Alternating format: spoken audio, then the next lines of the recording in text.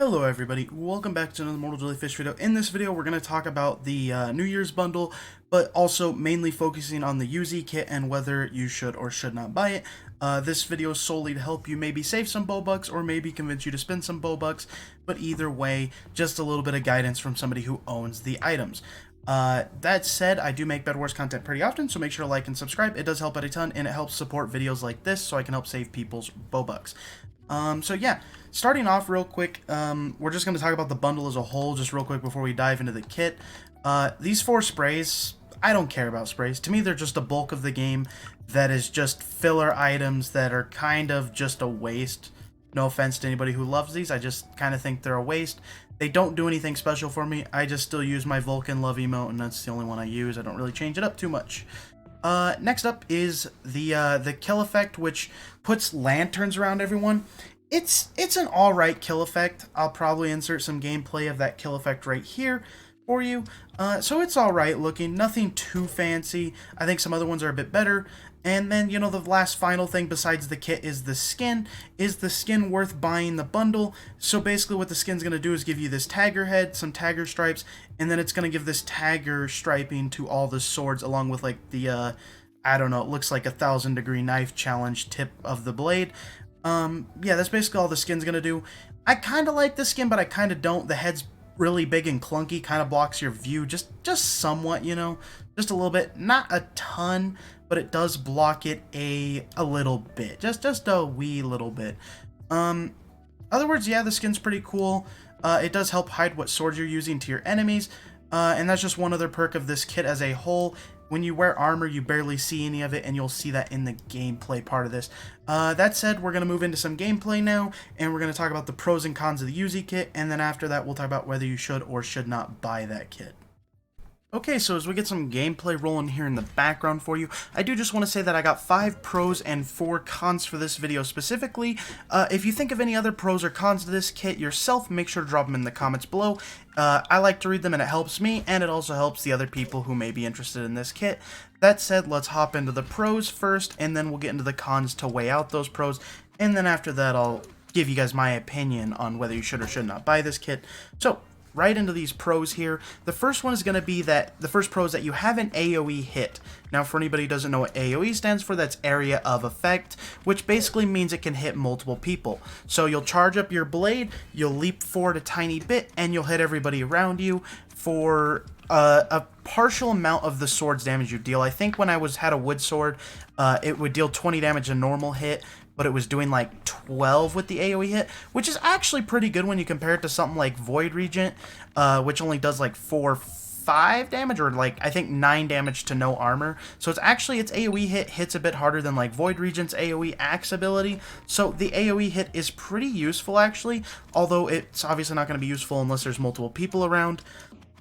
The next pro is going to be, so the second pro is going to be that you have a little extra movement on dash. So when you charge up your hit and you move forward, you go to do your dash, you will dash forward. Like sometimes I've dashed forward only like 1 or 2 blocks, but sometimes the charge, I guess, has a good day and it'll throw me forward like 3 or 4 blocks. It's not very far. It's definitely not like a Jade or Void leap, but it definitely does dash you forward a little bit, which can be useful for a little extra movement around the map, maybe to make a little bit of a bigger jump, something like that.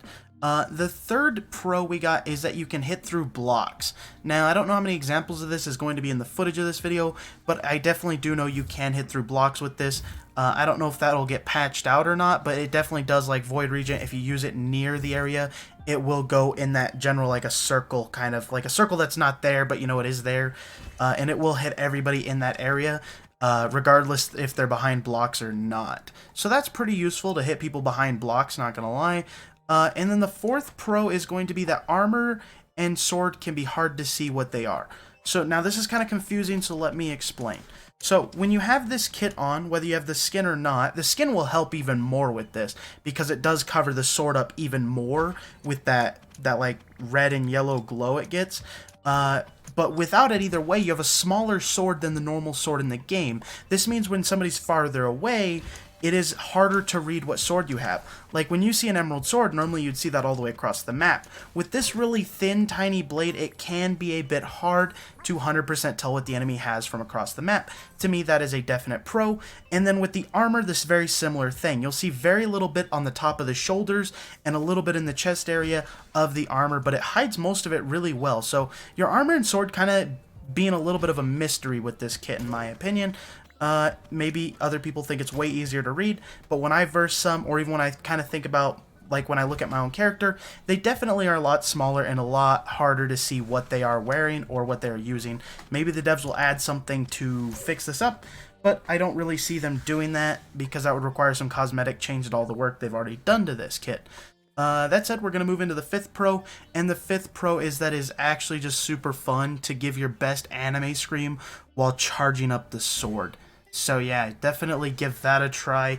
I was doing it the whole time while I was playing, but I don't typically live record my audio, so you won't hear that. Maybe I'll give you an imitation one right here for you that will give you a quick laugh. Okay, so anyways, now that we're done with that, we're going to move into the cons to balance out those pros as you do.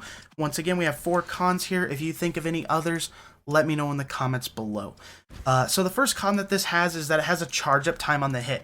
So I technically, because it has a charge up, you don't really want to be using it in battle because it takes a second or two to charge up.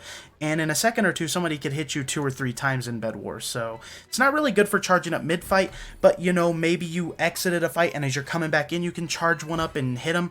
Or as you're coming into the fight in the first place, like you're pre-planning to already go into a fight, or you're pre-planning that the enemy's coming at you and he's going to be there. And by the time he gets there, you have that charge and you can hit it.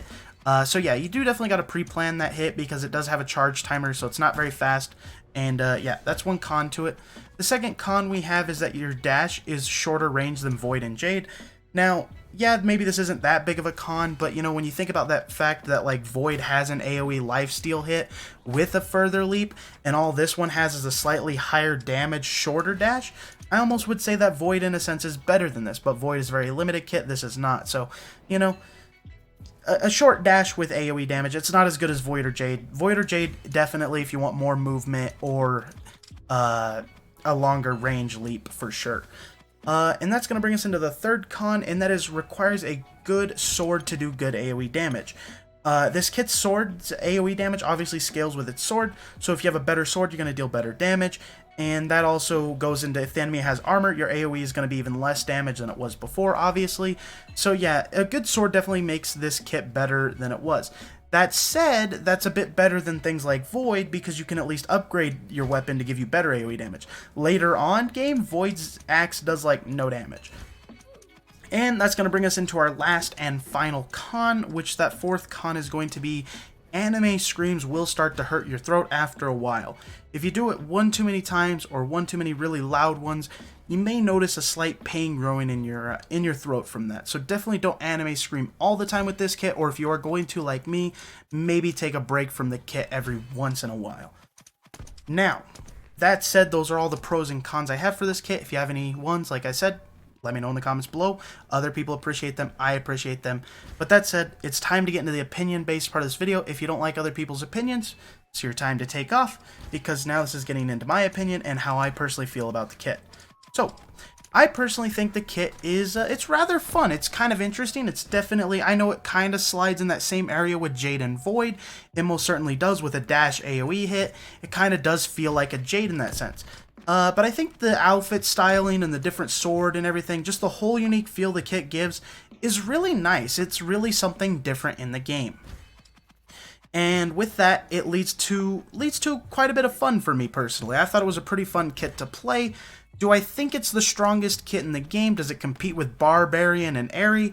Most certainly not. It is not that strong. I would say things like Void, Jade, Airy, Baker, Barbarian, all those kind of kits are probably better than this, but this kit definitely offers something unique and fun to play. By giving you that dash, the different swords, the new look, you know, it's real fun to play. Whether you're in the kit or not, you'll still have the swords, so that's always cool to have as well. That said, I think the kit is worth a buy if you're looking for something to maybe change up the gameplay in Bedwars for you. If you're just looking for a top tier kit, this is probably not for you. This is probably more for someone who's just looking up for something funner or something to change up the game. That said, the kit is not bad. I definitely think it's in the average level of kits. It's not down there with like Lassie and those other terrible kits. It's definitely in the middle ground. It's just not with the top tier. It's not with the low tier. It's a mid-ground kit. And for that, I would say it's worth the Robux if you have it. The bundle is debatable, though. 800 Robux for the bundle. Well, 999 actually. It's actually 1,000 Robux, my bad. 1,000 Robux for this kit is a bit expensive, I think, because sprays and the kill effect are kind of lame. So you're basically paying 1,000 Robux for the kit and skin. That said, the skin is probably limited because it said you can buy the kit. I don't think it said you could buy the skin later on. So that leads me to say that that's 400 Robux for the kit and 400 Robux for the skin. That said, the previous skin that came out alone was 800 Robux, so maybe skins are lowering in price, or perhaps this, because it's a bundle, the developers are giving you a good deal on that skin, which I don't really mind 400 Robux for a skin. That seems more fair than 800.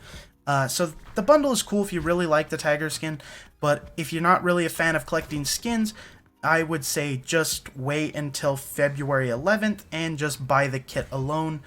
Yeah, on that note, that's all I can really think to talk about this kit in this video and the bundle. So hopefully this did help you, and if it did, make sure to give me a like and make sure to smash that subscribe button, as this is content I do pretty regularly talking about kits and whether you should or should not buy them. On that note, as we wrap up this video, I'd like to take a moment just to thank our YouTube members. So thank you Mama Peas, thank you Redwood Deadwood, thank you Cupid Axolotl, thank you Darkest Troller, thank you Tiny, and thank you A9 Gaming for all being members of the channel. It does help out a ton. And on that note, I will see you all in the next one. Peace out.